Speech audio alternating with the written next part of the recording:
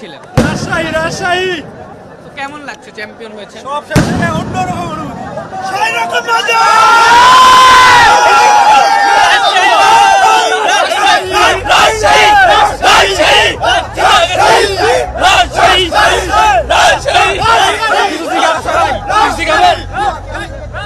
কার খেলাটা বেশি ভালো লেগেছে?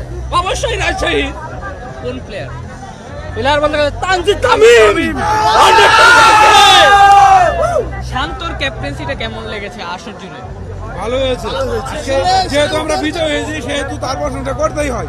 আমরা চাই ওয়ার্ল্ড কাপ হোক, বাংলাদেশ খেলুক, কিন্তু এই যে বাংলাদেশে ভারতে না খেলুক, যে কোনো দেশেই খেলুক, কিন্তু আমাদের উচিত যে শান্তকে নেওয়ার, কারণ আর মাত্র 45 রান করলেও টপ স্কোরার কিন্তু শান্ত হইতো। তো সেই ক্ষেত্রে আমরা চাই নাজমুল হাসান শান্তকে আবার কামব্যাক করুক 3টি দলে। এটা আমাদের প্রত্যাশা যেন 20 দলে নাজমুল হাসান শান্তকে আবার কামব্যাক করুক। আসর জুড়ে